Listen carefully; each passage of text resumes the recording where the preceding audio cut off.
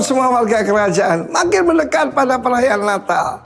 Bagi saya, perayaan Natal itu adalah perayaan ulang tahun rohani saya.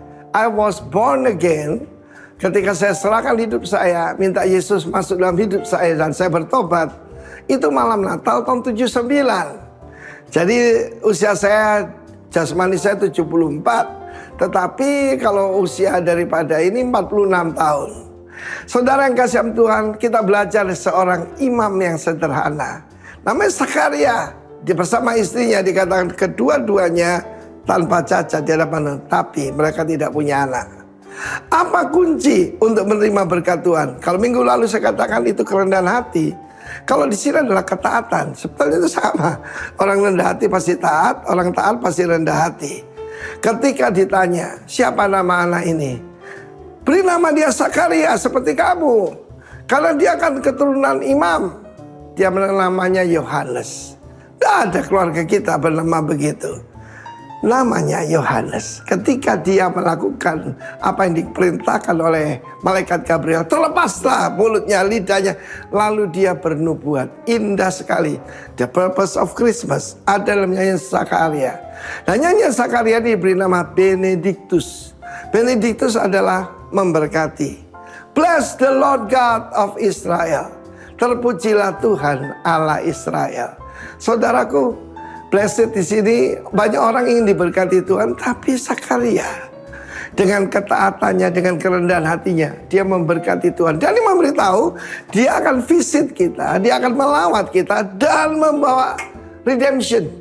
Penebusan itu istilah dagang. Karena manusia melalui nenek moyang kita Adam telah tergadaikan pada iblis. Dan kuasa itu diberikan kepada iblis. Tetapi Yesus datang untuk melawat umatnya dan dibangkitkan sebuah tanduk keselamatan. Tanduk itu power. Tanduk itu adalah kuasa. Manusia kehilangan kuasa. Manusia tertawan. Manusia tergadai. Tetapi dikatakan tanduk. Tanduk juga adalah presence, keren. Keren itu adalah juga hadirat. Jadi kita lihat di sini, kalau orang dipenuhi hadirat Tuhan, dia jadi berkuasa. Saya ingat suatu kali bagaimana dulu kalau ada anak kecil lihat saya, bayi atau anak kecil masih nangis menjerit-jerit ketakutan. Karena di dalamnya ada setan, saudara. Tetapi ketika Roh Kudus memelih saya, bahkan anak-anak bisa terbahak, bisa senang. Anak kecil kan bisa ditipu. Tetapi di sini kita lihat the purpose of Christmas. Untuk menggenapi janji yang diberikan pada nenek moyang kita, yaitu Abraham. Dan kita tahu kedatangan Yesus untuk kembali akan mendirikan kerajaan bagi David, nenek moyangnya. Puji Tuhan, that's why dia harus dilahirkan dari keturunan David, dari keturunan raja, dan harus dilahirkan di Bethlehem seperti yang dijanjikan oleh holy prophets, nabi-nabi kudus. Sekarang perkataan holy itu kok kurang diperhatikan ya. Yang banyak itu terkenal, yang hebat, khotbahnya luar biasa, bukan. Orang kalau mau dipakai Tuhan bukan cuma taat, bukan cuma rendah hati, tapi hidup dalam kekudusan. Supaya kita dibebaskan dari musuh kita dan dari tangan orang yang membenci kita. Saudara, setelah kita dilahirkan kembali, musuhnya adalah iblis dengan marah malaikat jahatnya. Dan itulah musuh kita. Tetapi Tuhan memberikan kita tanduk keselamatan. It's the name of Jesus. Roh jahat tidak takut dengan kita, dia takut pada nama Yesus. Terpujilah nama Tuhan. Biarlah hidup kita bisa seperti Zakaria. Bless the Lord God of Israel. Bukan meninggikan nama kita, nama kelompok kita, tetapi nama Tuhan di atas segala Tuhan, Yesus Kristus. Haleluya. Selamat menyambut perayaan Natal. Amin. Amin. Shalom, shalom Bapak Ibu Saudara-saudara semuanya. Sangat bersyukur kalau hari ini kembali kita bisa berkumpul di tempat ini dengan keadaan yang luar biasa baik. Saya percaya itu semua karena penyertaan Tuhan yang menyertai setiap kehidupan kita, amin. Sungguh tidak terasa kita udah ada di penghujung tahun, di bulan yang akhir, di tahun 2025 ini. Mungkin tahun 2025 ini bukanlah tahun yang mudah untuk dilewati sama setiap kita. Tapi percaya Bapak Ibu Saudara, kalau kita bisa ada sampai dengan titik ini, detik ini, di tempat ini, itu semua karena kasih Tuhan. Itu semua karena Tuhan masih punya rencana yang besar bagi setiap kehidupan kita, amin. Mari sama-sama saya undang kita semua untuk sama-sama bangkit berdiri. Kita mau mulai ibadah hari ini, kita mau fokuskan hidup kita mau serahkan hidup kita untuk kemuliaan nama Tuhan. Sebab hanya Engkau Tuhan yang layak untuk terima setiap pujian kami Tuhan. Sebab hanya Engkau Tuhan yang hidup di dalam kami Tuhan. Kami tahu Tuhan, kalau kami ada sampai dengan hari ini, itu semua karena Engkau, itu semua karena penyertaan Tuhan yang senantiasa menyertai hidup kami.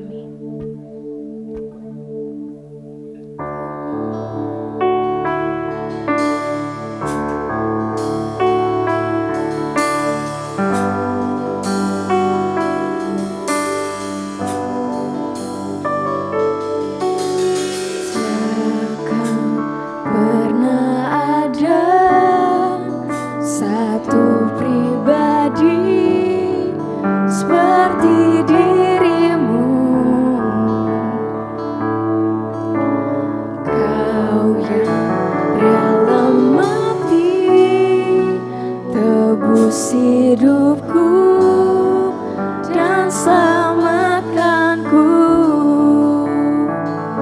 karenamu aku hidup, karenamu aku ada. Tak pernah ku ragukan kuat cintamu yang datang dan bebaskanku.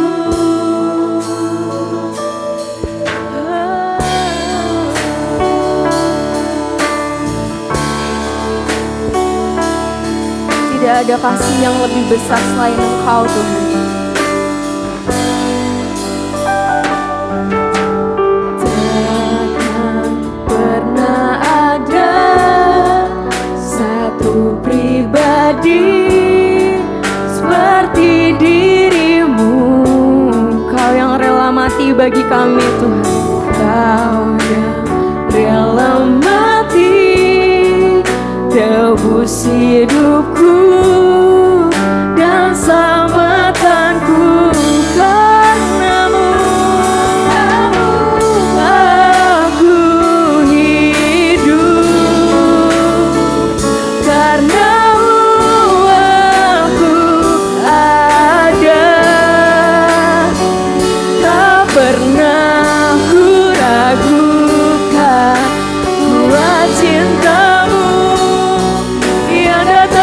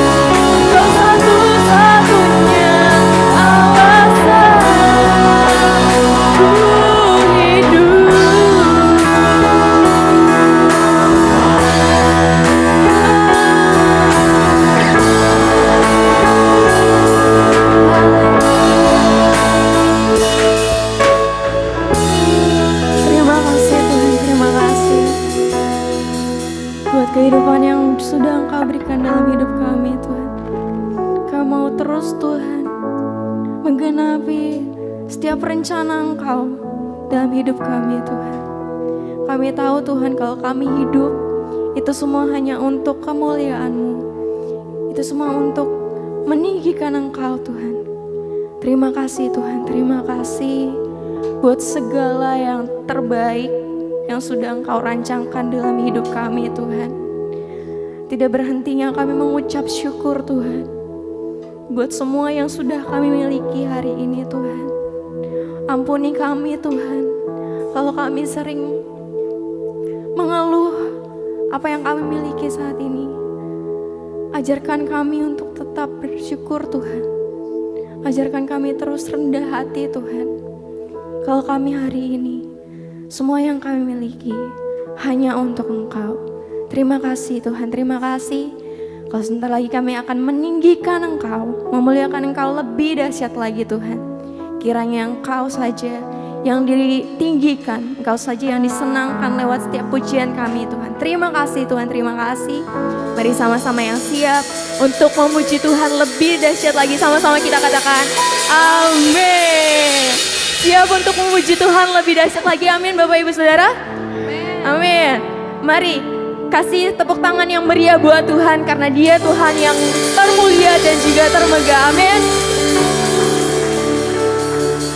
Kau terbesar dan mulia, ajaib semua perbuatanmu. Kau terbesar dan mulia, biarlah semua memujimu. Sebab Engkau Tuhan Allah yang layak kami tinggikan Tuhan. Engkau Allah yang mulia Tuhan. Amin.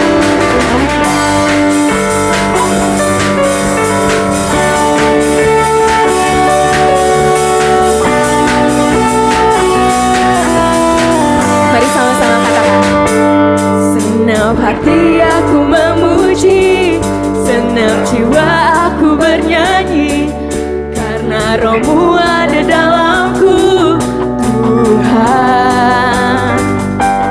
Ku angkat tanganku memuji, ku angkat suara dan bernyanyi, karena Roh-Mu ada dalamku Tuhan. Mari menari, mari menari memuji, ungkapkan sukacita di hati. Kau terbesar, Kau terbesar dan mulia, ajaib semua perbuatanmu. Kau terbesar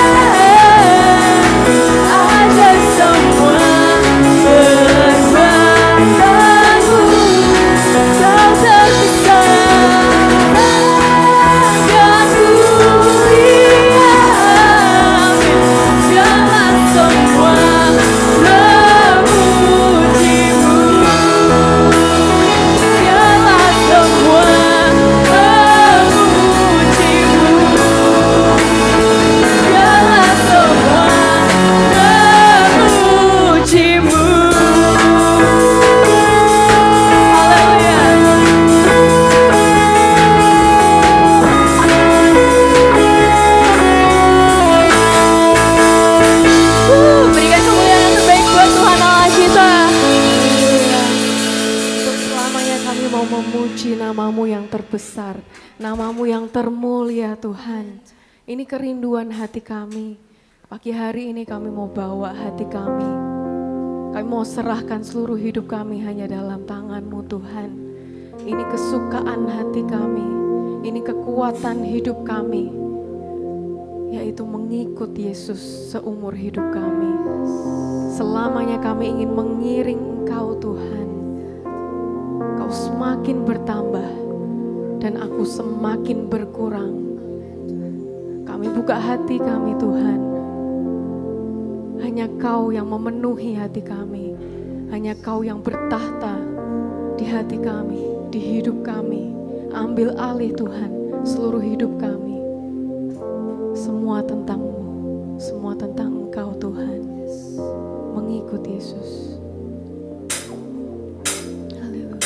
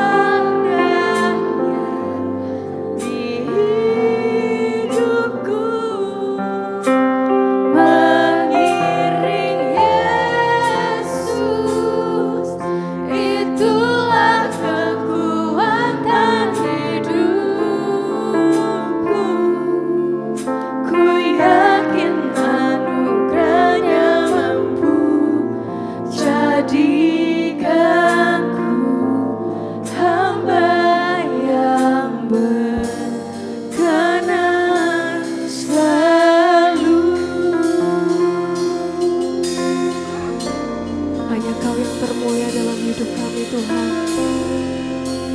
Hanya Kau yang layak ditinggikan. Kau harus semakin bertambah dan aku semakin berkurang. Kau semakin besar, aku semakin kecil. Hanya Engkau Tuhan, satu-satunya Allah yang layak ditinggikan. Kau yang termulia, Kau lebih berharga dari apapun di dunia ini.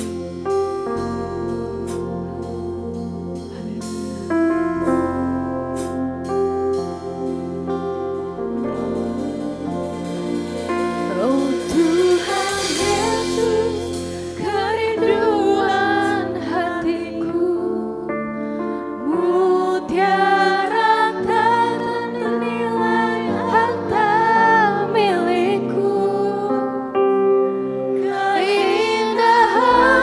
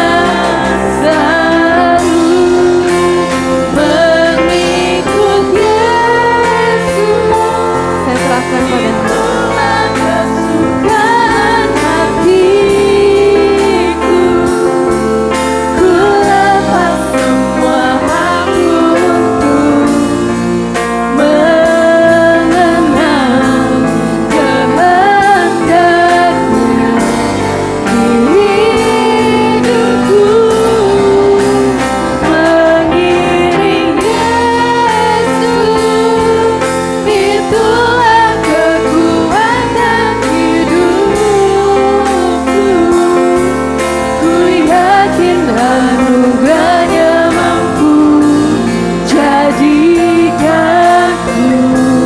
hamba yang berkenan selalu Sekali lagi katakan, mengikut Yesus. itulah kesukaan ya Tuhan. Ku lepas semua aku mengenal kehendaknya di hidupku.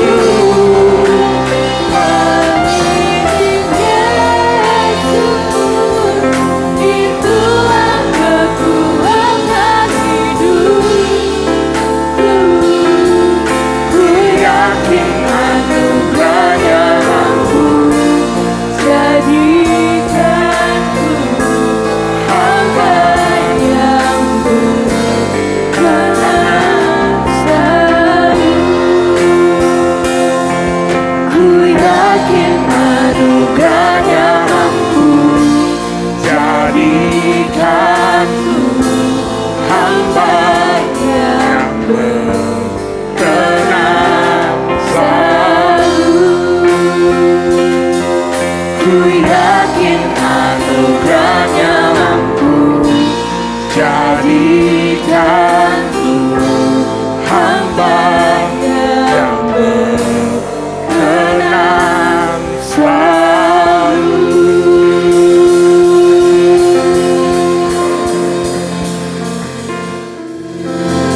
Hanya anugerah-Mu yang memampukan kami pagi hari ini.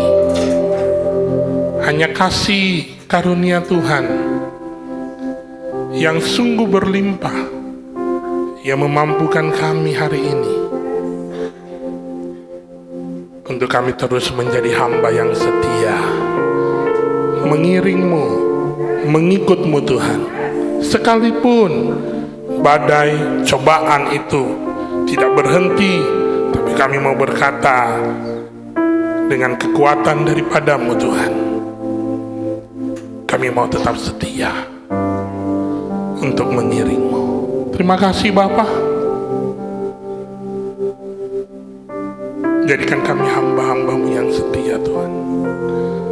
Hamba-hamba yang setia untuk terus mengikut, berjalan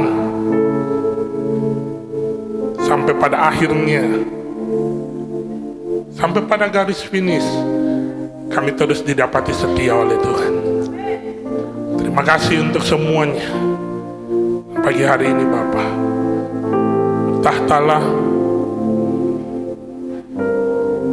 beracaralah. Kami siapkan hati kami siapkan telinga kami untuk menerima kebenaran firman Tuhan, untuk mendengarkan kebenaran itu. Dan biarlah kebenaran itu tidak hanya lalu begitu saja, tapi kebenaran itu tinggal, bertumbuh, berbuah bagi kemuliaan nama Tuhan. Dan hidup kami diubahkan oleh karena kebenaran itu yang mengubahkan hidup kami. Hamba bukanlah siapa-siapa Tuhan. Tanpa Engkau, hamba tidak ada apa-apa. Maka dari itu, berkaryalah Allah Roh Kudus, kuasai mulut bibir hamba, sepenuhnya hamba serahkan ke dalam tangan-Mu.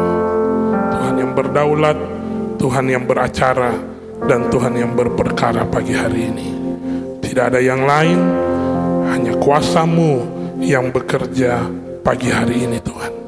Kami siapkan hati kami siapkan segalanya untuk terima kebenaran-Mu. Di dalam nama Yesus, berfirmanlah Tuhan, kami siap. Haleluya. Amin. Silakan duduk Bapak Ibu. Shalom. Bagaimana kabarnya Bapak Ibu hari ini? Haleluya. Terima kasih kepada Bapak Ibu Gembala yang memberikan saya kesempatan untuk kembali bisa menyampaikan kebenaran firman Tuhan pagi hari ini. Apa yang kita alami hari-hari ini, apa yang kita alami pada kenyataan yang sedang kita lihat saat ini mungkin sungguhlah tidak mengenakan, ya. Sungguhlah tidak baik-baik saja, ya.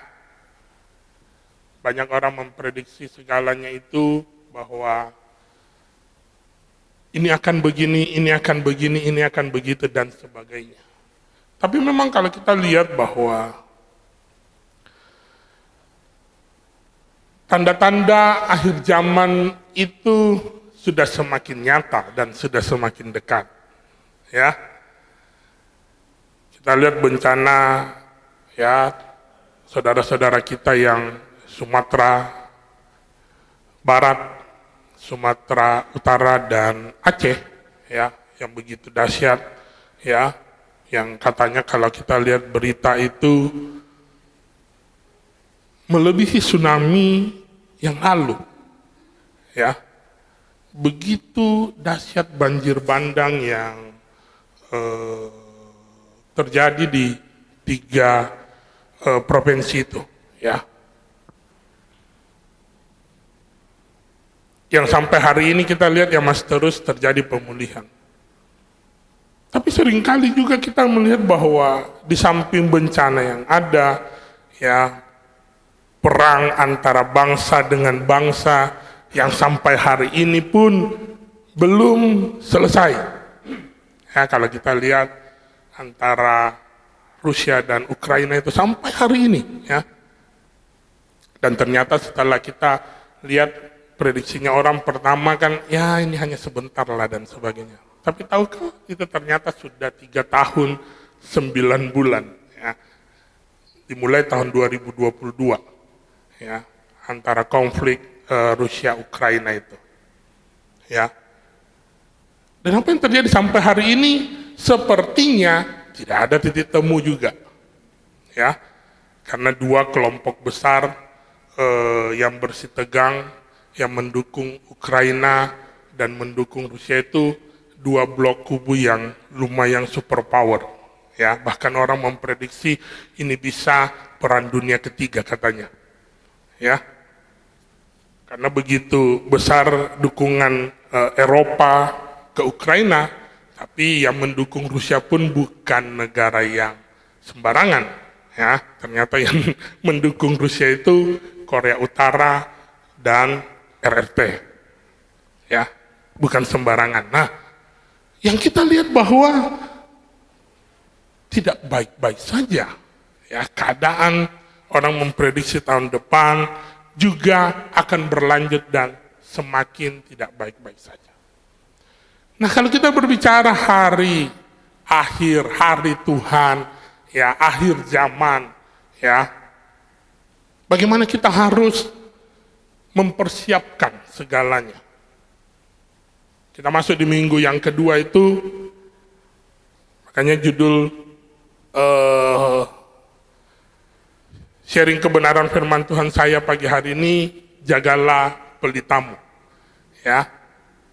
Minggu yang kedua kita juga diminta untuk bagaimana kita menjaga pelita kita supaya tetap menyala, ya, jangan sampai padam. Apa yang harus kita lakukan?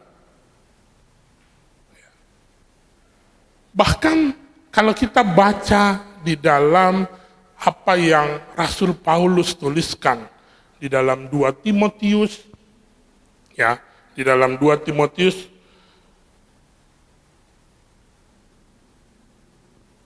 pasal 3 tentang keadaan manusia pada akhir zaman. Apa yang Rasul Paulus tuliskan? Ketahuilah bahwa pada hari-hari terakhir akan datang masa yang sukar. Manusia akan mencintai dirinya sendiri dan menjadi hamba uang. Mereka akan membual dan menyombongkan diri. Mereka akan menjadi penfitnah, mereka akan berontak terhadap orang tua dan tidak tahu berterima kasih, tidak memperdulikan agama, tidak tahu mengasihi, tidak mau berdamai, suka menjelekkan orang, tidak dapat mengekang diri, garang, tidak suka yang baik, suka mengkhianat, tidak berpikir panjang, berlagak tahu, lebih menuruti hawa nafsu, daripada menuruti Allah. Apa yang sudah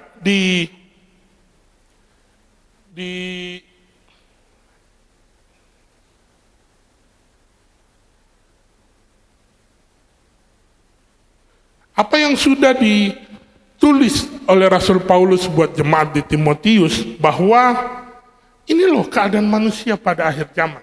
Dan ini yang kita lihat akhir-akhir ini.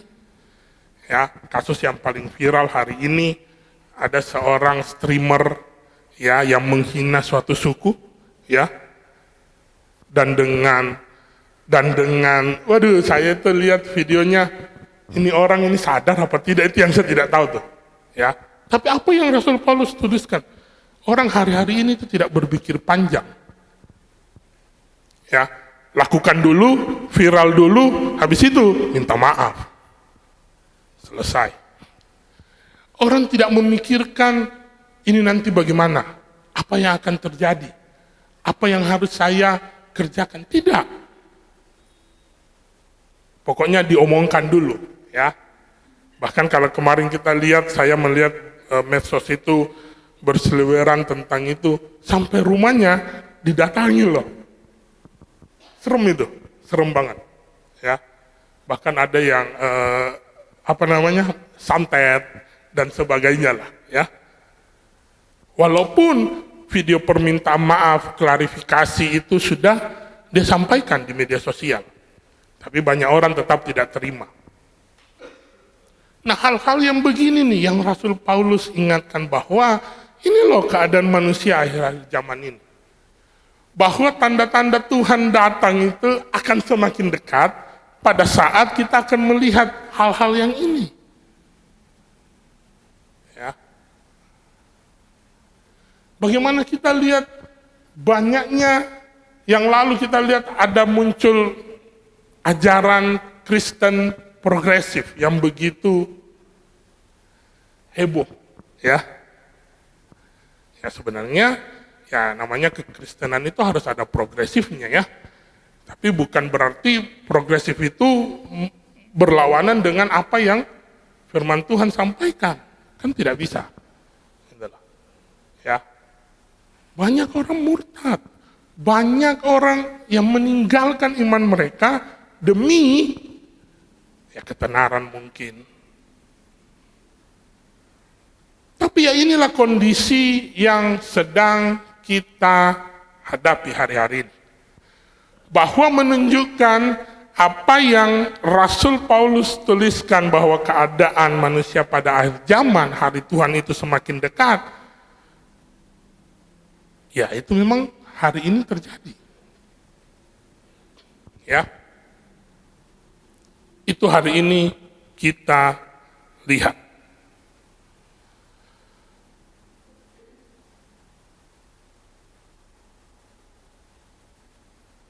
Kalau konteksnya pada saat Rasul Paulus itu menuliskan hari Tuhan itu semakin dekat, ini ditulis kira-kira ya 2000 tahun yang lalu, ya kita bisa prediksi lah ya. Kalau yang lalu aja Paulus bilang hari Tuhan itu semakin dekat, bisa kita bayangkan hari ini sedekat apa hari Tuhan itu. Yang jadi pertanyaan, bagaimana kita mempersiapkan untuk menyambut hari Tuhan itu? Ya. Saya ingin memberikan sedikit penjelasan tentang kedatangan Tuhan, tentang hari Tuhan itu, bahwa kedatangan Tuhan itu akan ada 2 tahap, ya. Akan ada 2 tahap. Tahap pertama itu kedatangan Tuhan di awan-awan. Inilah yang Tuhan firmankan, yang dikatakan di dalam 1 Tesalonika 5 ayat 2, karena kamu sendiri tahu benar-benar bahwa hari Tuhan datang seperti pencuri pada malam hari. Nah, tahap pertama itu Yesus datang di awan-awan untuk tujuannya apa? Mengangkat gerejanya. Mengangkat orang percaya yang benar-benar percaya kepadanya dan hidup benar, ya. Kita boleh baca di dalam 1 Tesalonika 4 ayat 16 1 Tesalonika 4 ayat 16. Saya bacakan, sebab pada waktu tanda diberi, yaitu waktu penghulu malaikat berseru dan sangkakala Allah berbunyi, maka Tuhan sendiri akan turun dari sorga, dan mereka yang mati dalam Kristus akan lebih dahulu bangkit.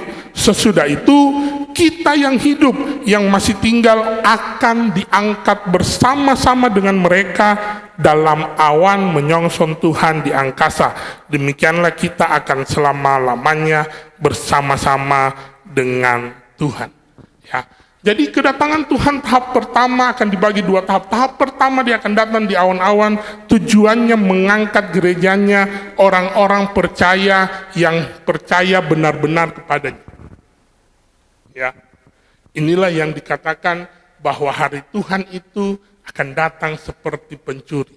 Yang tidak kita ketahui masalahnya.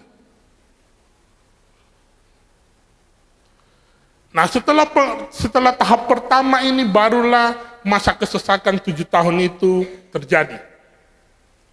Ya.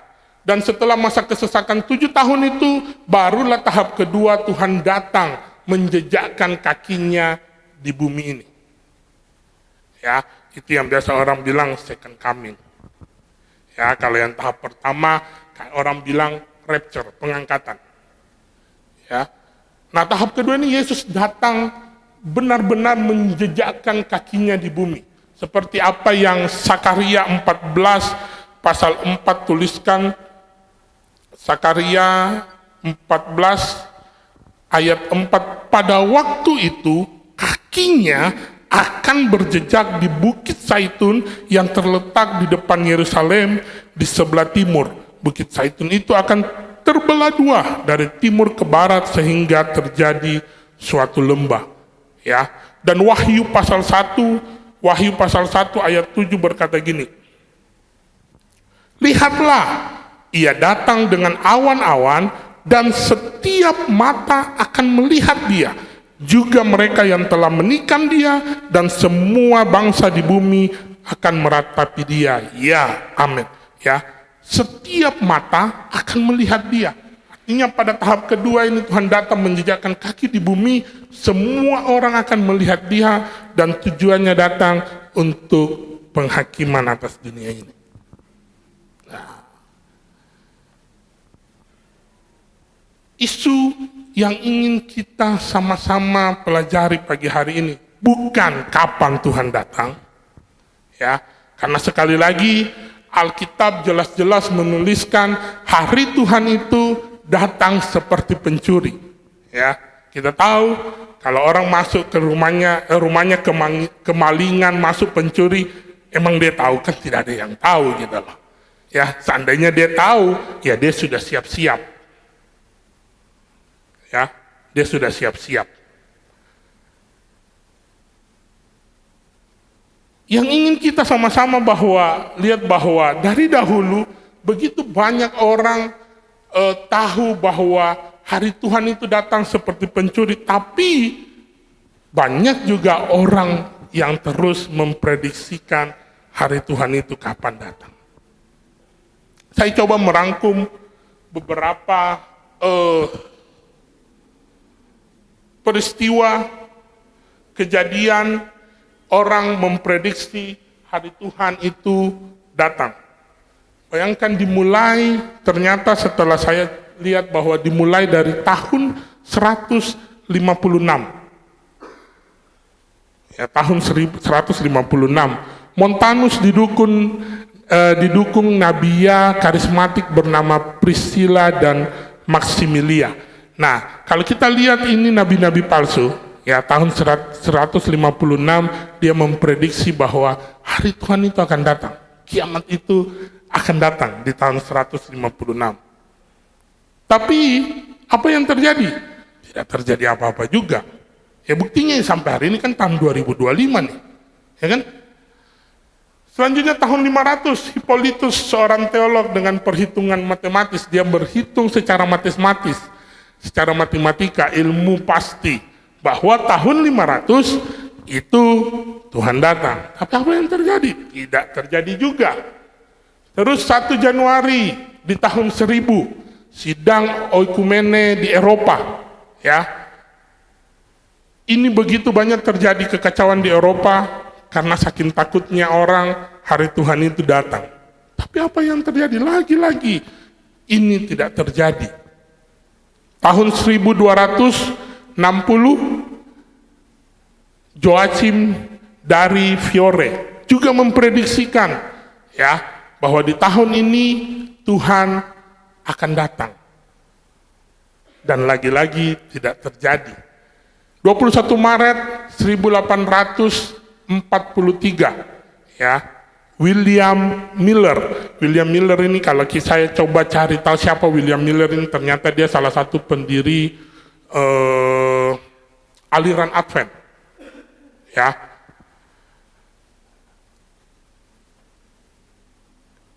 Dia memprediksi 21 Maret 1843. Ya, terus tidak terjadi, dia revisi lagi nih. Jadi 22 Oktober 1844. Dan sama, tetap tidak terjadi. Ya. Tahun 1873, Charles Taze Russell, ini pendiri Saksi Yehova. Ya. Dia prediksi 1873, tidak terjadi, dia rubah 1878, 1914, 1918, 1975, dan terakhir 1979.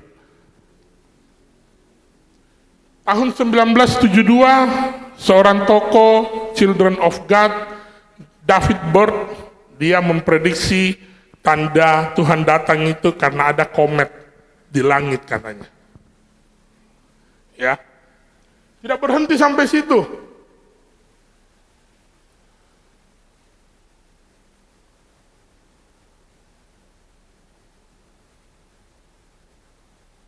Nah, 11 September 1988 dia mengeluarkan buku tentang pengangkatan dan dia memprediksi hari Tuhan itu datang. Ya. Dan lagi-lagi tidak terjadi. 28 Oktober 1992 nih. Ya. Ini setidaknya saya sudah lahir nih, 1992. Ya, saya sudah ada dan di Korea. Ini di Korea. Ya. Dan ini lumayan terkenal dengan pemimpinnya Jan Lim Lee yang punya hubungan kerabat dengan Pendeta Yonggi Cho. Ya, dia memprediksi 28 Oktober itu kedatangan Tuhan, tapi tidak terjadi juga. Nah, ternyata di tahun 2003 ada seorang dari Indonesia tuh, ya, namanya Mangapin Sibuea di Bandung. Dia memprediksi Tuhan datang itu di jam 9 pagi sampai jam 3 sore katanya. Tapi apa yang terjadi? Dia dijemput polisi di jam itu. Tidak terjadi Bapak Ibu ya, tapi ternyata dia dijemput polisi itu. Ya. Tahun 1994, Harold Camping juga memprediksi bahwa Tuhan datang. Ya. Bahkan di tahun 2011, masih sama Harold Camping dengan perhitungan matematis, tetap memprediksi Tuhan datang. Ya. Tahun 2012, nah ini sudah mungkin lebih bisa kita ingat ya, tahun 2012 itu kalender suku Maya, itu kan lumayan heboh juga ya, kalender suku Maya itu orang memperhitungkan, padahal kalau kita telisiki bahwa itu mereka bukan memprediksi hari Tuhan, tapi ada sebuah era baru katanya, menurut kalender suku Maya. Nah ternyata 2025 itu saya coba cari, ternyata ada. Ada yang memprediksi 23-24 September 2025 di Afrika. Joshua Malakelah. Dia mendapat penglihatan katanya. Ya, mendapat penglihatan bertepatan dengan perayaan Yahudi Rosh Hashanah di Afrika ini menimbulkan kepanikan dan banyak orang goyah juga. Dari semua ini saya hanya mau bilang begini. Kadang-kadang orang mengambil keuntungan, adalah yang mengeluarkan buku, ya kan? Takut bukunya tidak laku, naik dulu tuh, viralin dikit. Nah, dapat cuan nih. Lumayan nih cuannya. Ya. Ada juga yang memang, ya itu tadi, yang Rasul Paulus tuliskan, keadaan manusia akhir zaman. Dia tidak pikir dulu, pokoknya naik set. Kasih viral dulu. Ya. Makanya salah satunya yang di Indonesia itu tahun 2003, saya baca dan berakhir dijemput polisi tuh. Ya, karena memang sekali lagi, hari Tuhan itu tidak ada yang tahu. Nah, Matius pasal 24 ayat 36. Ya, kalau kita baca Matius pasal 24 ayat 36, Tuhan berkata gini, tetapi tentang hari itu dan saat itu tidak seorang pun yang tahu. Malaikat-malaikat di sorga tidak, dan anak pun tidak, hanya Bapa sendiri. Jadi hanya Tuhan yang tahu. Ya. Kalau kita lihat di sini, anak pun tidak, apakah Yesus tidak tahu? Bukan. Kalau Bapak Ibu diingat, Ibu Dr. Krishna Wijaya pernah sampaikan di sini, bagaimana Tuhan itu menjadi manusia, dia menyelubungi, dia diselubungi, ya. Yang Ibu Krishna kasih perumpamaan itu aqua gini, ya. Kalau Bapak Ibu ingat beberapa waktu yang lalu Ibu Krishna pernah menyampaikan itu, bukan Tuhan tidak tahu, tapi sekali lagi Alkitab mencatat bahwa hanya Bapa yang tahu kapan hari Tuhan itu datang. Nah, sekali lagi isu yang terpenting bukan kapan Tuhan datang, kapan hari Tuhan itu terjadi, tapi bagaimana kita menjaga pelita kita, supaya pada saat hari Tuhan itu datang, kita itu didapati siap untuk menyambut Dia. Amin. Kita jangan pernah, sekali lagi tidak usah cari tahu kapan Tuhan datang. Dan itu tidak akan pernah ada yang tahu. Karena Alkitab sudah menuliskannya bahwa hanya Bapa sendiri yang tahu hari itu kapan datang. Ya. Oleh karena itu, kita sama-sama mau belajar. Di dalam Matius pasal yang ke-25. Saya sudah tuliskan. Akan sama-sama baca Matius pasal 25. Ya, kisah ini mungkin Bapak Ibu sudah berapa kali baca, tapi pagi hari ini kita mau sama-sama belajar apa yang Tuhan ingin sampaikan lewat Matius pasal 25 ini. Pada waktu itu hal kerajaan sorga seumpama 10 gadis yang mengambil pelitanya dan pergi menyongsong mempelai laki-laki. 5 diantaranya bodoh dan 5 bijaksana. Gadis-gadis yang bodoh itu membawa pelitanya tetapi tidak membawa minyak. Sedangkan gadis-gadis yang bijaksana itu membawa pelitanya dan juga minyak dalam buli-buli mereka. Nah, saya teringat ketika saya mempersiapkan, saya teringat kalau Bapak Ibu tahu, ya mungkin ini generasi X, generasi Y mungkin masih tahu ya. Kalau kita dulu ada namanya di tempat saya itu lampu strongking. Tahu ya lampu strongking ya? Yang harus diisi minyak, dipompa gini, nah, baru dia menyala tuh. Atau orang bilang namanya lampu Petromak, ya. Atau ada yang bilang Petromak butterfly, ya, karena butterfly itu ternyata saya ingat yang jadi lampu itu di tengah mereknya butterfly, ya. Nah mungkin teman-teman Gen Z ada yang tahu lampu strongking? Jadi lampu itu kalau tidak ada minyaknya dia tidak akan menyala, ya.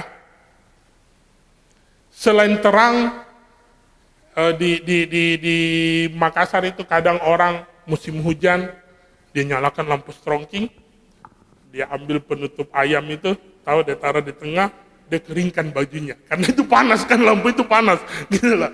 Itu juga bisa untuk mengeringkan baju ya.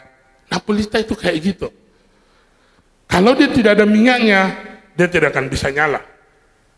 Apa yang firman Tuhan sampaikan, gadis-gadis yang bodoh bawa pelita tapi tidak bawa minyak. Oke. Gadis yang bijaksana bawa pelita dan juga membawa minyak dalam budi-budi mereka.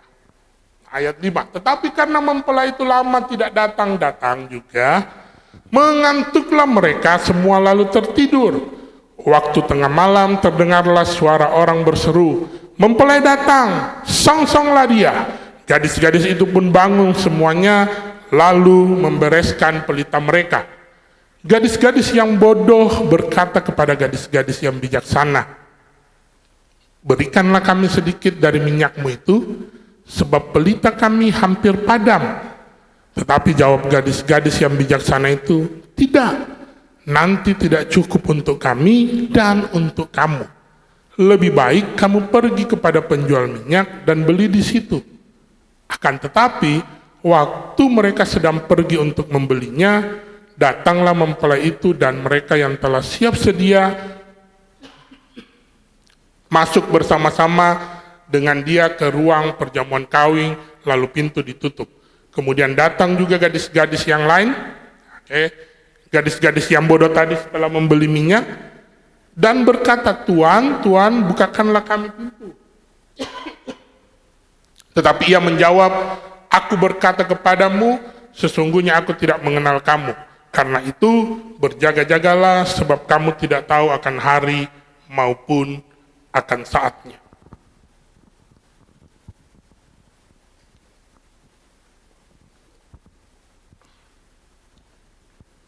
Nah, isu yang terpenting bukan kapan Tuhan datang.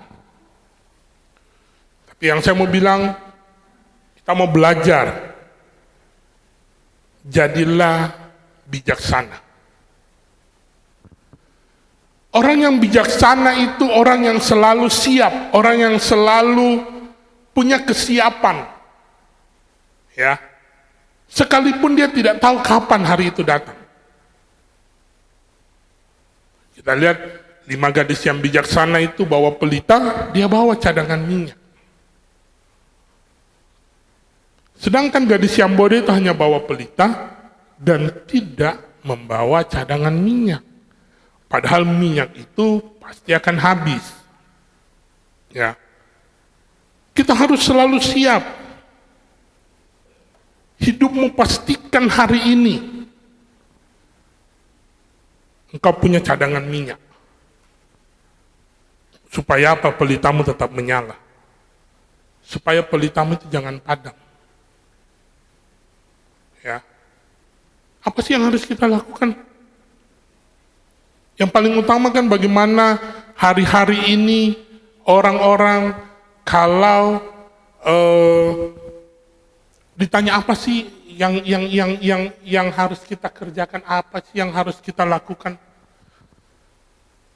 Mungkin di sini di tempat ini bagi pagi hari ini Bapak Ibu semua mungkin sudah percaya Yesus secara pribadi, sudah menerima Tuhan, mengaku dengan Tuhan dengan mulut bibir kita bahwa Yesus adalah Tuhan dan Juru Selamat. Pastikan kalau hari ini Bapak Ibu belum terima Tuhan secara pribadi, pastikan terima Tuhan secara pribadi dalam hidupmu. Karena ini kuncinya supaya kita bisa selalu siap menyambut hari Tuhan itu. Dan kalau Bapak Ibu hari ini mungkin sudah terima Tuhan secara pribadi dalam hidup kita, sudahkah kita serius dengan Tuhan hari-hari ini? Bagaimana kita minyak itu, bagaimana supaya akan terus ada, supaya pelita itu jangan sampai padam. Bagaimana hidupmu hari-hari ini? Ayo kita introspeksi bareng-bareng. Pada saat saya mempersiapkan kebenaran firman ini saya juga menintrospeksi apa sih di dalam hidup saya yang harus saya perbaiki. Ya. Apa yang saya belum serius nih dengan Tuhan, apa nih yang harus saya kerjakan? Banyak orang seringkali menganggap bahwa ya yang penting saya kan sudah terima Tuhan. Ya. Tapi dengar, keselamatan itu harus dikerjakan. Ya, bukan berarti kamu terima keselamatan terus kita mau ya udahlah, seenak saya. Saya mau ini, saya mau itu, saya mau lakukan hal-hal ini, ya bebas-bebas saja.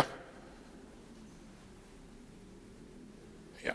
Tapi yang Tuhan mau, kita mau seperti jadilah bijaksana, jadilah seperti gadis-gadis yang bijaksana, yang tahu untuk mempersiapkan hidup kita, bagaimana supaya pelita itu yang ada di dalam kita ini tetap menyala, tetap siap.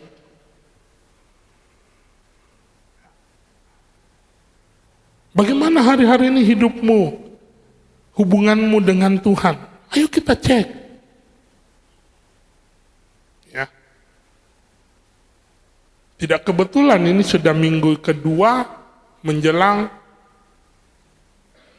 akhir tahun 2025. Ya. Setiap akhir tahun itu apa sih yang paling populer? Saya mau bikin ini nanti, kita bikin ya revolusi apalah ya. Dan nanti yang paling banyak berseliweran, saya pengen kurus 2026. Ya. Nanti 2027 saya tetap pengen kurus. Ya. Tapi apa? Pernah enggak kita evaluasi itu? Pernah enggak kita kerjakan itu? Bagaimana itu bisa terjadi?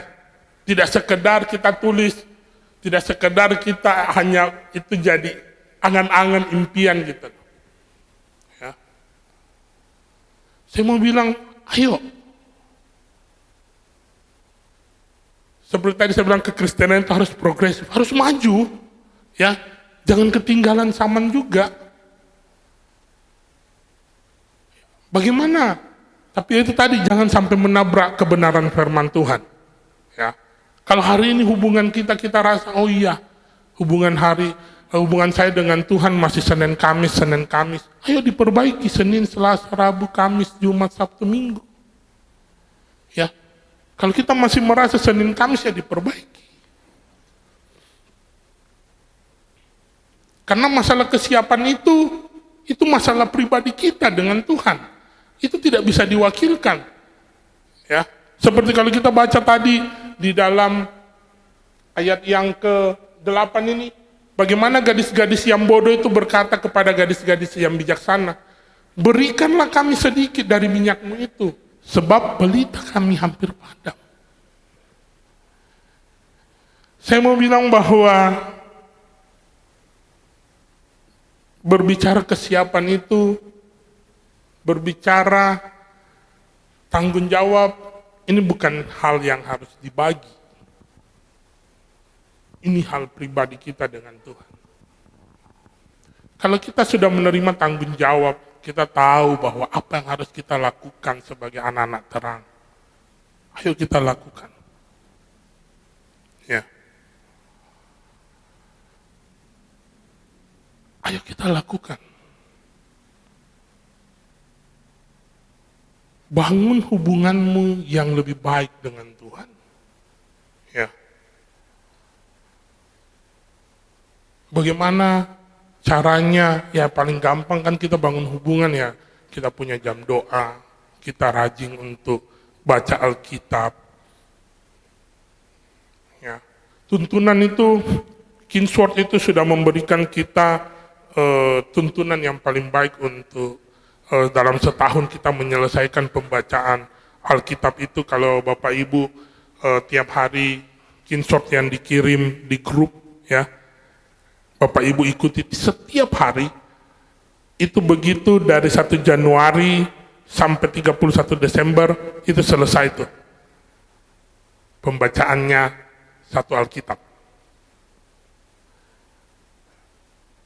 Kita sudah diberikan cara, kita sudah diberikan hikmat. kadangkala kita tidak bijaksana. Ya. Ini yang Tuhan ingin ingatkan, bahwa jadilah bijaksana, yang selalu siap, yang selalu tahu apa yang harus kita kerjakan untuk hidup ini. Jangan seperti gadis-gadis yang bodoh, ya. Mereka acuh tak acuh. Ya seperti tadi mungkin, ya yang penting saya sudah terima Tuhan deh. Masalah hidup ini mah nanti kita lihatlah. Ya. Tidak begitu Bapak Ibu. Ya. Kalau kita baca tadi pembacaan kita, bahwa di tengah-tengah mereka datang menunggu, ya. Mereka menunggu Tuhan datang. 10-10-nya itu tertidur loh. Ya, Alkitab tidak mencatat bahwa hanya gadis yang bodoh itu tidur, gadis yang bijaksana tidak. 10-10-nya tertidur. Tapi dengar baik-baik, yang 5 bijaksana itu punya kesiapan yang baik. Ya, mereka sudah membawa cadangan minyak. Mereka siap. Begitu ada mempelai itu datang, song-songlah dia, semuanya bangun. Tapi tadi saya bilang, kesiapan itu tidak bisa diwakilkan. Ya, suami tidak bisa wakilkan istrinya.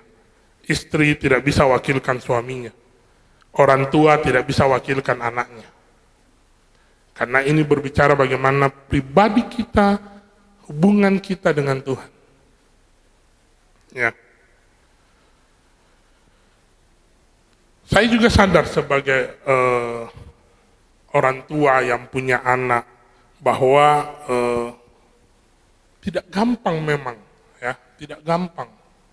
Walaupun jujur kemarin kami, karena kemarin penerimaan raport, ya, jadi saya kemarin dengan istri saya terima raport anak saya, dan kami coba bertanya, maksudnya ada masalah kah atau ada perkembangan apa?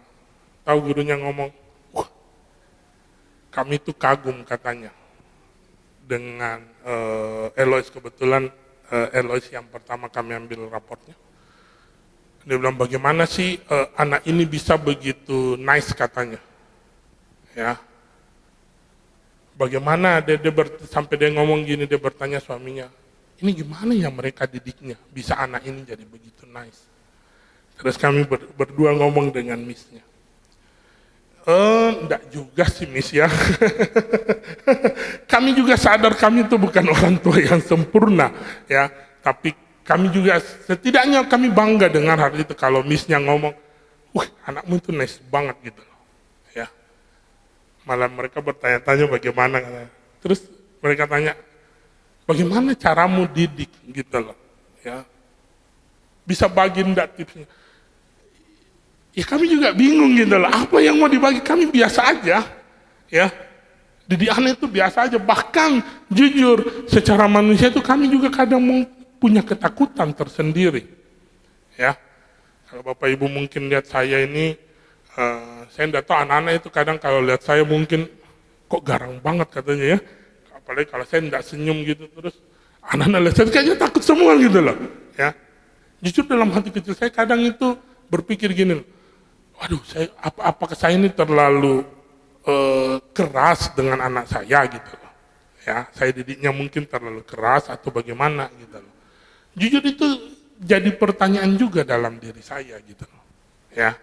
Tapi begitu Miss-nya ngomong gitu, jujur kami juga punya rasa bangga, ya.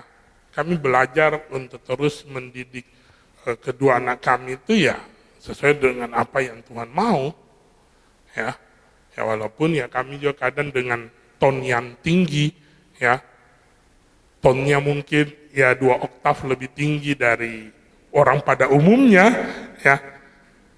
Tapi yang saya mau bilang bahwa ya bagaimana kesiapan kita gitu loh, ya bagaimana cara kita masing-masing orang punya cara saya mungkin dengan caranya Kak Galuh ya berbeda gitu loh. Tapi kan tujuan kita sama, bagaimana kita mau didik anak kita sesuai dengan kebenaran firman Tuhan. Ya, walaupun caranya berbeda, tapi kan yang kita mau bahwa bagaimana mereka punya kesiapan untuk menyambut hari Tuhan itu datang. Ya. Karena kalau kita lihat, kita baca bahwa saat mereka pergi beli minyak, gadis-gadis bodoh itu pergi beli minyak. Karena mereka tahu tanpa minyak mereka tidak akan bisa menyalakan pelita ini. Tapi yang masalah, saat mereka sudah dapat minyak, ayat 11 berkata, kemudian datang juga gadis-gadis yang lain itu, berkata, Tuan, Tuan, bukakanlah kami pintu. Makanya saya bilang kita harus jadi bijaksana. Orang yang bijaksana itu harus mengerti bahwa kesempatan itu pasti ada. Ya. Saya mau bilang di dalam Tuhan, kesempatan itu akan selalu ada.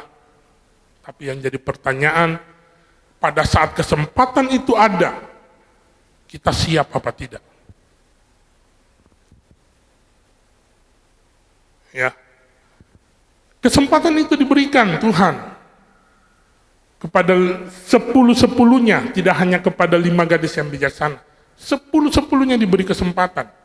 Tapi dengar baik-baik, kesempatan itu datang, kita harus ambil kesempatan itu. Orang mungkin bilang, ya kesempatan itu adalah pasti datang 2-3 kali. Ya benar. Masalahnya mau sampai 10 kali, kalau Bapak Ibu tidak siap, kesempatan itu akan lewat. Mau 20 kali, 100 kali kesempatan itu datang, kalau kita tidak siap terima kesempatan itu, lewat. Yang jadi pertanyaan, kalau dia lewat,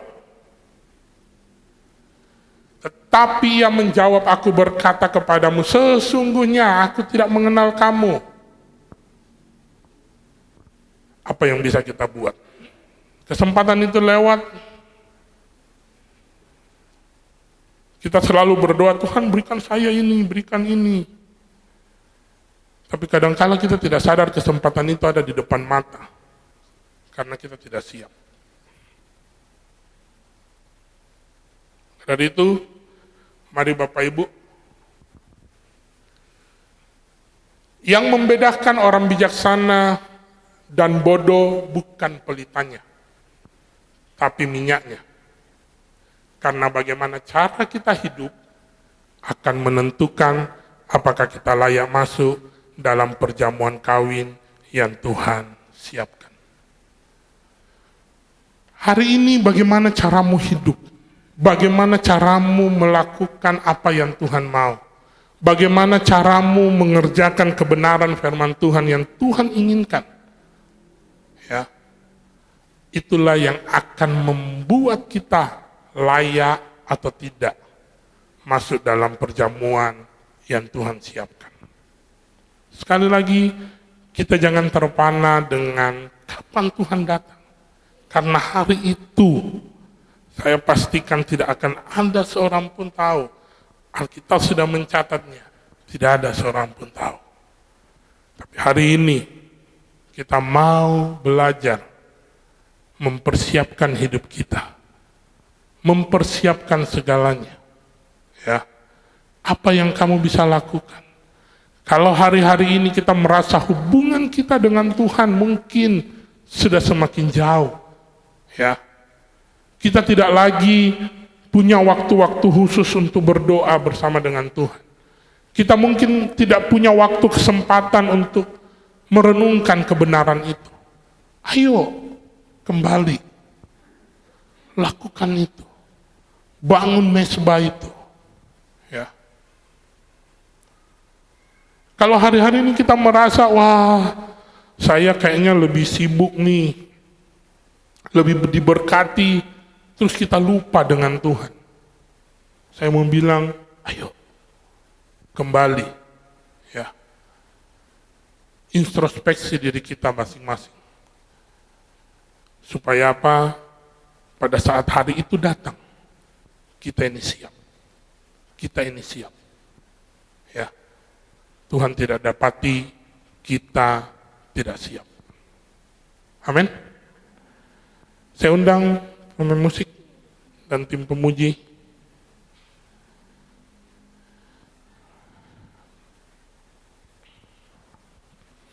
Kita mengatakan pagi hari ini, Tuhan, kami mau mengenal Tuhan lebih lagi. Mengenal Tuhan lebih lagi. Karena kami tahu yang utama dalam hidup kami, bagaimana kami menjaga kesiapan kami. Supaya pelita hidup kami itu tetap menyala. Terima kasih Tuhan. Terima kasih.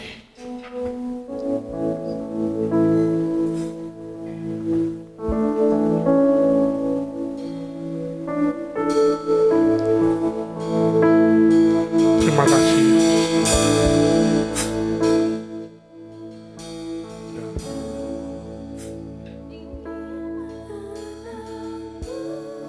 Amin. Lebih dalam dari Ya. semua yang ku kenal. Amin. Tiada kasih yang melebihimu.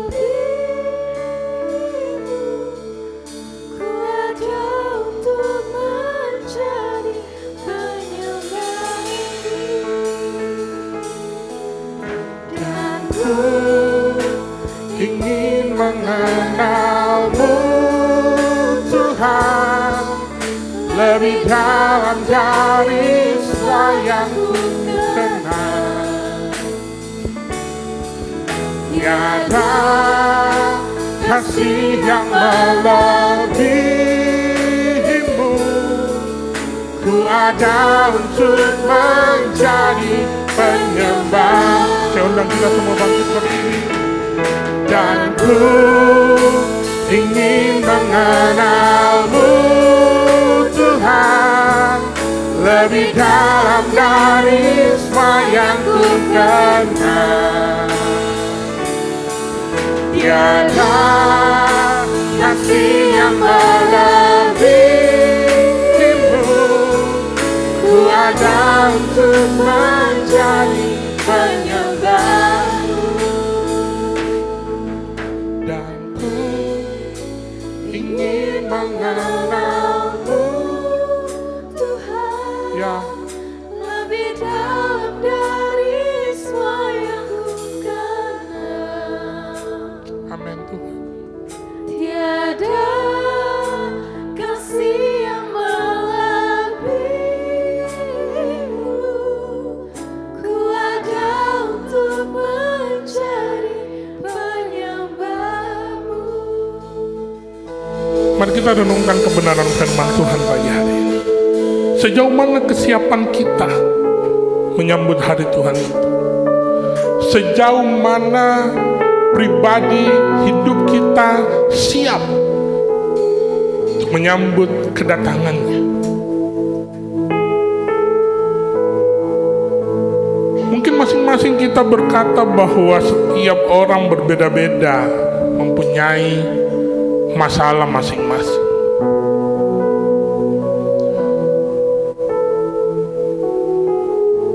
Saya pernah punya posisi bahwa sebelum saya menikah, saya punya anak, saya pernah di posisi seorang diri, single, melayani Tuhan. Begitu cinta Tuhan.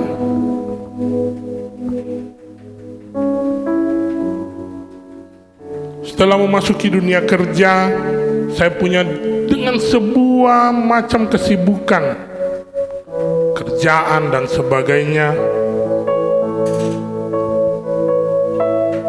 Saya merasa saya mulai agak kurang di dalam Tuhan. Mungkin karena begitu banyak kesibukan dan sebagainya. Dan setelah saya memasuki fase di mana saya menikah dan saya punya anak, saya kembali merenungkan waktu itu semakin banyak yang harus dibagi. Waktu itu semakin banyak harus mulai dibagi untuk mungkin diri sendiri, untuk anak, untuk istri, untuk pekerjaan, dan untuk pelayanan. tidak kita berpikir bahwa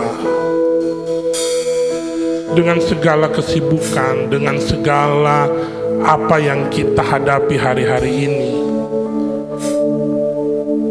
kita mungkin merasa kita jauh daripada Tuhan. Kita merasa, Tuhan, kenapa saya kok kesibukannya begitu banyak gitu loh. Hubunganmu dengan Tuhan mungkin, ya kita sudah meninggalkan jam-jam doa kita mungkin. Pagi-pagi mungkin dengan kesibukan begitu kita bangun, bukan Alkitab yang kita baca, tapi WA dulu yang kita baca.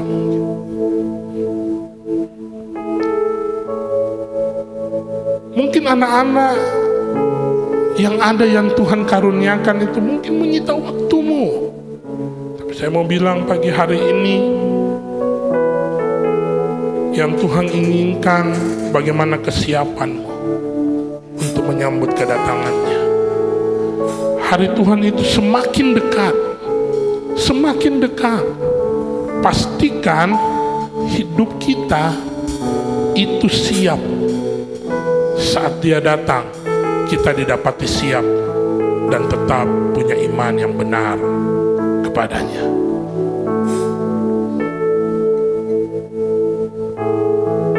Terima kasih Tuhan. Dan ku ingin mengenalmu, amin. Tuhan, Ya. lebih dalam dari semua yang ku kenal. Tiada kasih yang melebihimu.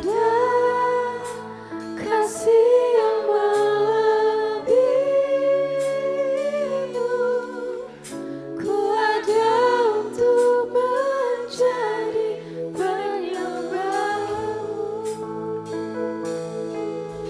Dan ku ingin mengenalmu, Tuhan, lebih dalam dari semua yang ku kenal. Tiada kasih yang melebihimu. Ku ada untuk menjadi penyembahmu. Amin. Dan ku Ingin mengenalmu, Tuhan, lebih dalam dari semua yang ku kenal. amin Tuhan. Tiada kasih yang melebihimu. Ku ada untuk menjadi penyembahmu. Dan ku ingin mengenalmu, Tuhan, lebih dalam dari semua yang ku kenal. Tiada kasih yang melebihimu. Ku ada untuk menjadi penyembahmu. Pagi hari ini Tuhan, kami mau mengenal Tuhan lebih lagi dalam hidup kami. Kami mau terus memberikan waktu yang terbaik untuk bagaimana kami membangun hidup kami, membangun hubungan kami dengan Tuhan secara pribadi. Karena kami tahu keadaan sudah semakin tidak baik-baik saja. Tapi satu hal yang kami yakini, saat kami mempunyai hubungan secara pribadi yang baik dengan Tuhan, punya kesiapan hidup yang baik di hadapan Tuhan, kami yakin akan bisa melewati tahun-tahun sulit itu Tuhan. Kami yakin akan bisa menjalani tahun-tahun yang orang mungkin bilang ini sedang tidak baik-baik saja.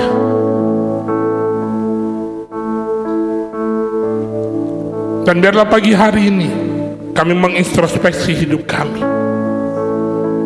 Kalau Engkau dapati kami Tuhan sudah tidak memberikan waktu yang terbaik untuk Tuhan, ampuni kami Bapa. Ingatkan kembali kami untuk memberikan waktu yang terbaik untuk Tuhan.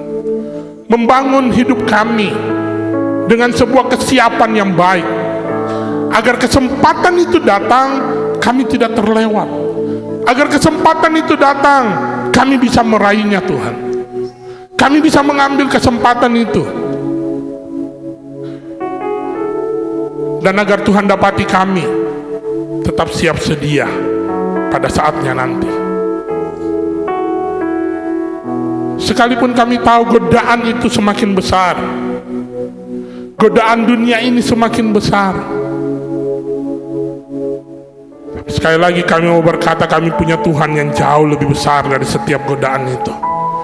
Kami punya Tuhan yang jauh lebih besar, yang akan selalu memberikan kami kekuatan, yang akan selalu memberikan kami anugerah, akan selalu memampukan kami untuk berjalan bersama dengan Tuhan. Maka dari itu Bapa, pagi hari ini sekali lagi, kalau Engkau dapati kami tidak mempersiapkan hidup kami, tidak mempersiapkan minyak dalam hidup kami, ampuni kami Tuhan. Ampuni kami, ingatkan kembali kami untuk melakukan apa yang Tuhan inginkan dalam hidup kami. Karena kami sekali lagi mau berkata, bagaimana cara kami hidup, bagaimana cara kami melakukan kebenaran, bagaimana cara kami menghargai pengorbanan Tuhan, akan menentukan sejauh mana kami layak untuk masuk dalam perjamuan yang Tuhan siapkan. Bapa, telah selesai menyampaikan isi hati-Mu. Allah Roh Kudus, teruslah berbicara bagi kami pribadi lepas pribadi. Allah Roh Kudus, ingatkan terus kami. Kami tidak ingin terlewat, tapi kami ingin menjadi pribadi-pribadi yang dilawat oleh Tuhan dan menerima perubahan yang Tuhan sudah siapkan dalam hidup kami. Sekali lagi, bekerjalah Allah Roh Kudus. Bekerjalah Allah Roh Kudus. Kami siapkan hati kami untuk terus Tuhan lawat dan Tuhan nyatakan kebenaran itu dalam hidup kami. Terima kasih Bapa. Kami bersyukur, kami berterima kasih. Hanya di dalam nama Yesus kami berdoa dan bersyukur. Haleluya. Amen. 5, 4, 2, 3, 1 and open the door.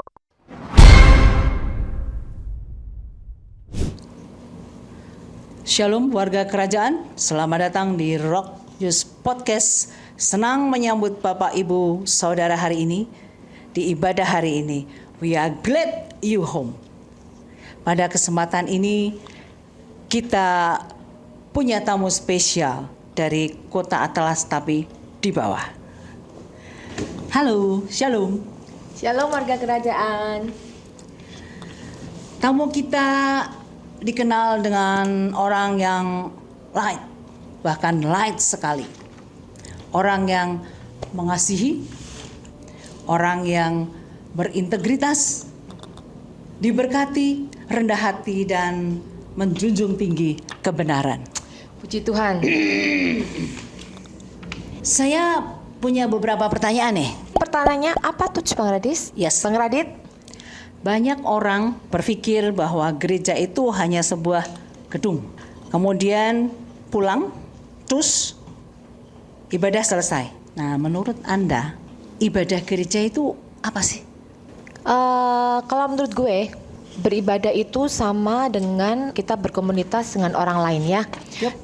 Satu tempat yang satu komunitas yang kita sebut komsel. Komsel itu just like a little home for us ya. Jadi kita ada beberapa mungkin family gitu kan, kita gather together and then di sana nanti kita bisa saling sharing, saling mendukung, saling berdoa, menguatkan satu sama lain. Yes. Guys, kita ini harus saling mendukung, saling membangun, saling bertumbuh di dalam kita bergabung dengan komunitas-komunitas yang ada. Setuju? Setuju. Good.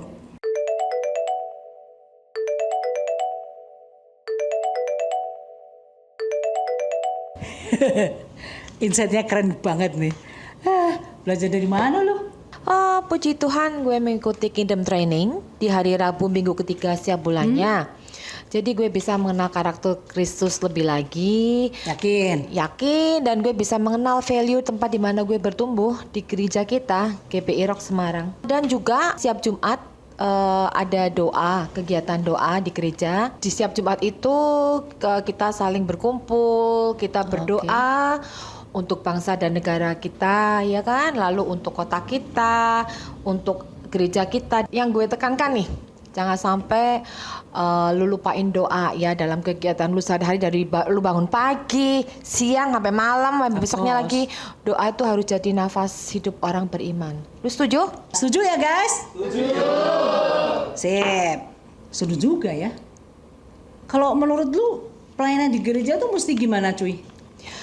Menurut gue pelayanan di gereja itu Lu jangan ngarang ya. lu bisa lakuin dari hal yang terkecil. Misalnya nih, lu bantu nata kursi, lu mungkin lap meja atau bersihin meja mimbar atau apapun itu. Yang penting hati lu nih. Keren nih orang, keren ya. Keren. Oke, lu setuju kan? Amin. Setuju.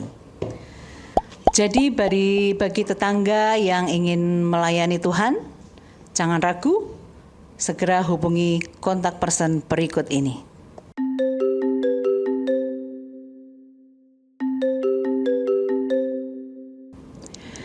Baik, sekian Rock News Podcast untuk minggu ini. Terima kasih untuk Ibu Irma Krisantum atas waktu dan insight-nya yang keren, super duper. My pleasure. Terima kasih sama-sama. Yeah, that's good. Amin.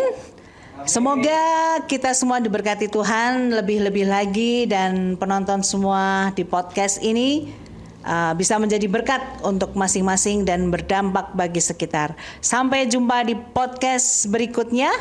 Gak usah kita melihat hijaunya rumput tetangga, gak usah kita dengerin omongan tetangga yang tidak membangun, karena tetangga adalah saling menyangga, bukan menyanggah apalagi menyinggung. Stay healthy, stay faithful, and God bless. Puji Tuhan, kita juga kedatangan Ibu Irma Krisantum ya di belakang. Bapak Ibu kalau mau foto atau mau podcast beneran juga bisa. Silahkan nanti setelah ibadah. Puji Tuhan, diberkati Bapak Ibu Saudara. Amin. Saya juga sangat diberkati. Terima kasih Bapak Yance atas firman yang sudah disampaikan. Senantiasa dipakai Tuhan lebih lagi, semakin luar biasa. Ya. Sebelum saya membacakan beberapa pengumuman, Bapak Ibu, apakah ada yang baru pertama kali hadir mengikuti ibadah di GBI Rock Semarang pagi ini? Boleh mengangkat tangannya? Oke, kita adalah jemaat yang setia, Bapak Ibu. Oke, informasi yang pertama, mengundang Bapak Ibu Saudara untuk bisa bergabung lagi di ibadah Kingdom Celebration hari Minggu. Minggu depan kita akan dilayani oleh Ibu Tias Sakuntala. Pastikan kita semua hadir di dalam ibadah minggu depan. Kita mau terima berkat yang baru dari Tuhan. Kemudian mengingatkan untuk tanggal 25 Desember itu hari Kamis, Bapak Ibu Saudara, kita akan merayakan ibadah Natal bersama di tempat ini. Jadi jangan lupa kita juga ikut untuk hadir, mendukung, serta merayakan hari yang sangat spesial ini. Ibadah Natal akan dilayani oleh Dr. Krishna Wijaya, dan ibadah akan dilengkapi juga dengan puji-pujian, firman Tuhan, kemudian ada door prize. Jadi jangan lewatkan Bapak Ibu, kalau misalnya tidak berlibur kemana-mana, boleh bergabung dengan kami di sini.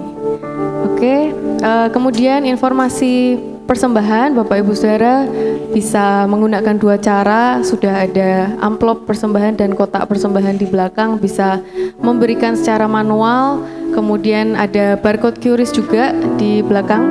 Kalau misalnya Bapak Ibu scan barcode juga bisa. Jangan lupa untuk menginput kode unik di belakangnya. 01 itu untuk perpuluhan, 03 untuk persembahan umum, dan 05 untuk pembangunan. Gitu saja Bapak Ibu.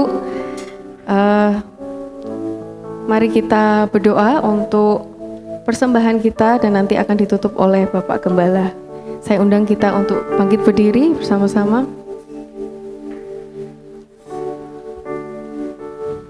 Mengucap syukur Tuhan atas puji-pujian yang telah kami naikkan.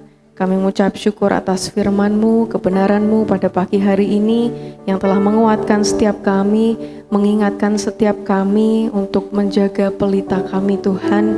Ajar kami, didik kami untuk terus mengenal-Mu, mengenal hati-Mu, mengenal kehendak-Mu. Mungkin terkadang kami merasa kesulitan Tuhan, tapi kami percaya, kami yakin Tuhan yang mampukan untuk setiap kami dapat terus hidup berkenan di hadapan Tuhan.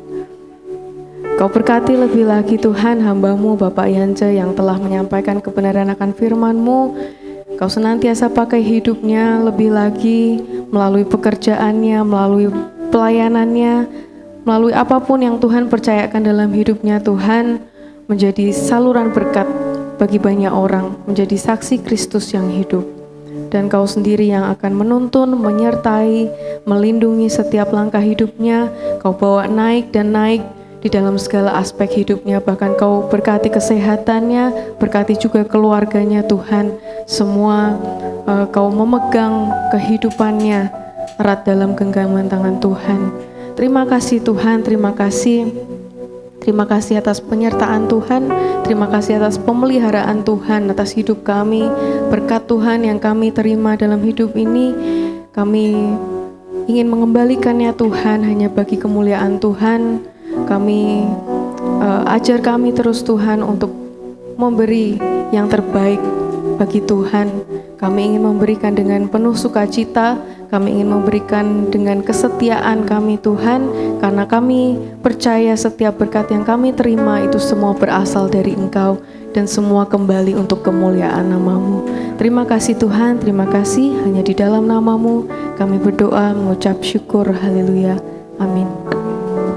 Puji Tuhan, mari sama-sama kita mengangkat kedua tangan kita. Dengan otoritas-Mu, hamba-Mu berdoa, mintakan berkat yang terbaik buat setiap tangan-tangan yang terangkat pada pagi hari ini. Diberkatilah rumah tanggamu, diberkatilah keluargamu, diberkatilah pekerjaanmu, diberkatilah studimu, diberkatilah kesehatanmu, diberkatilah pelayananmu, dan segala apapun yang akan kau kerjakan, Tuhan sendiri akan memberkati engkau dan melindungi engkau. Tuhan menyinari engkau dengan wajahnya dan memberi engkau kasih karunia.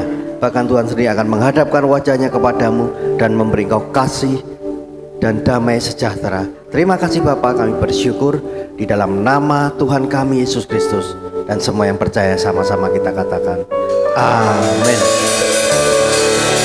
Selamat hari Minggu, Tuhan Yesus memberkati.